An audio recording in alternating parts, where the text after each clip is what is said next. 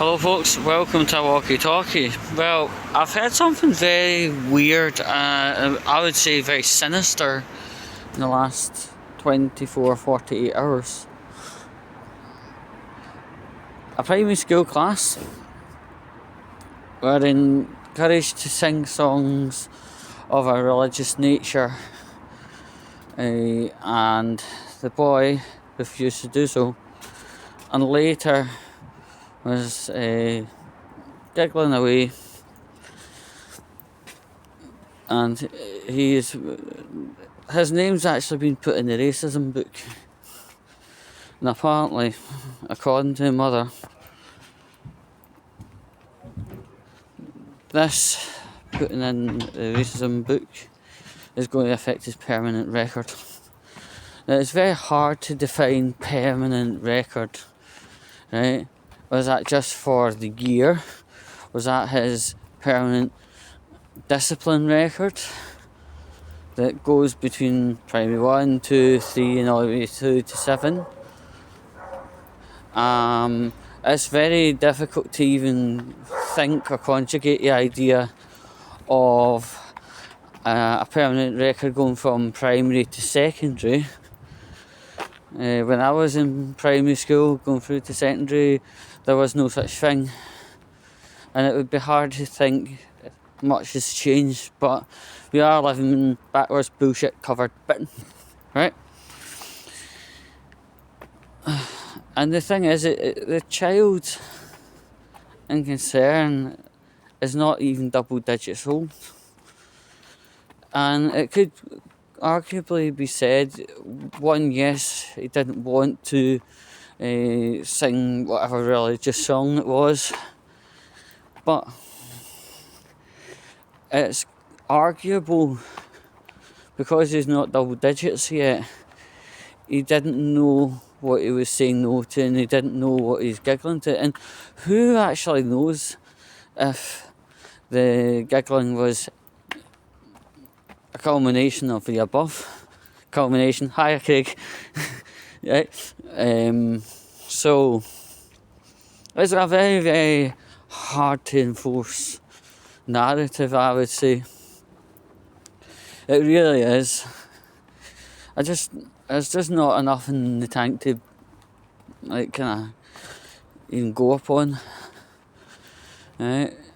And the thing is, if there is a permanent record, right, and it goes between primary to secondary and maybe even through to college and university, right, it's got to be argued the child didn't know what he was doing, what he was referring to, and what he was saying no to, right?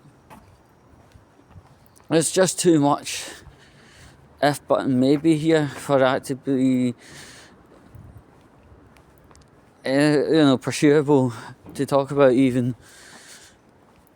If he did say some words that were racist, then yeah, there's ground to, it is ground for that to stick.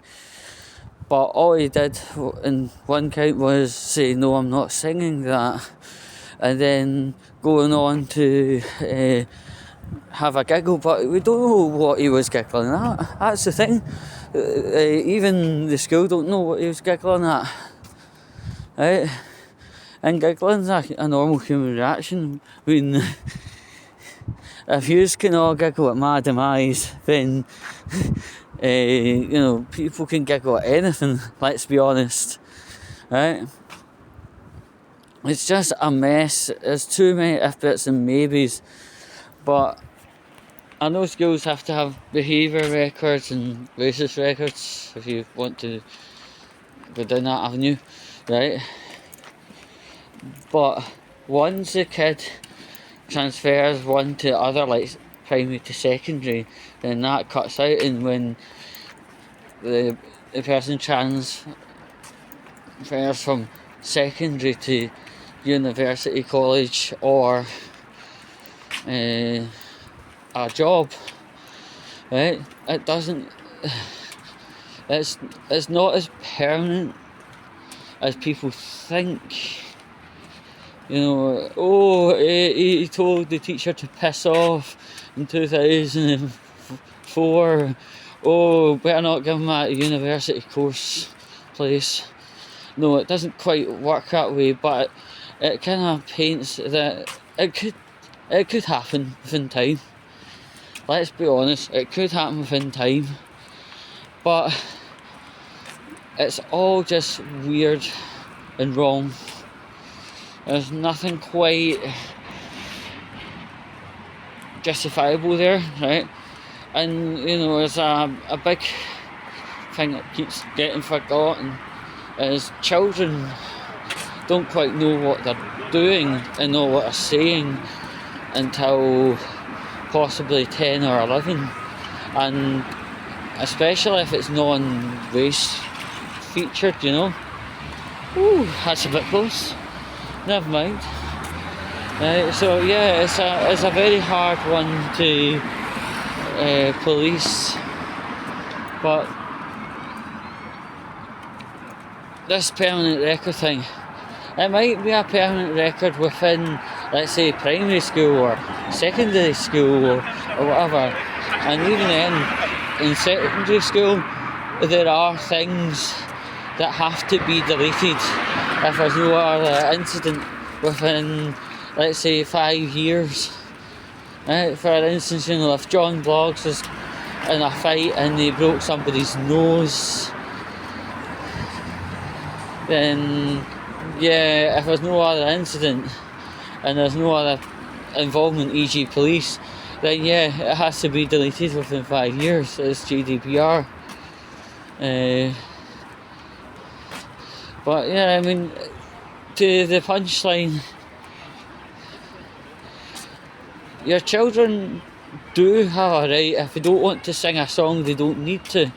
I remember in primary school there was a song that could potentially upset the Catholics, right?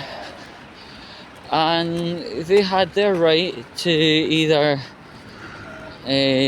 be in the room but not sing, or stay out of the room and do maybe something like homework, you know, in another room.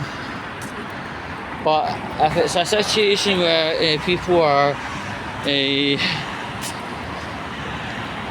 getting called racist because they don't want to participate in a song, and then that's actually slander, because there's nothing there to actually say, oh, Hatton's a mad, horrible racist, and all that.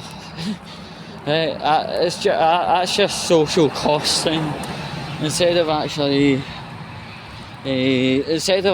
addressing and labelling behaviour as it is, it's just a social cost to try and exclude people that kind of, let's say, don't quite fit this peg in square peg in a round hole, right? But I mean, if you've got a reasonable argument about not wanting to sing a song, then you don't need to sing a song, and they've got to either respect what you're saying or otherwise. But there's no way anybody could be racist for not wanting to sing a song. I've never heard so much shite in my life, actually. But a word to the parents: your child is allowed to say, no, I'm not going to sing that song. And then if it escalates from there, you are allowed to come in and stand your ground. And if you are believing that teachers or somebody's trying to, let's say, socially cost your child, you are more than welcome to go and get a children's lawyer, explain the case and see what can be done through it. You know, it almost robs the word freedom of expression If your child doesn't want to sing, your child shouldn't be forced to sing, you know, especially if it's got religious aggravators attached to it. That's all I can really say, folks. All I can say at this point, and I'll bring the episode to an end. Stay curious, stay sceptical, don't let the bastard make your child sing, and then until next time.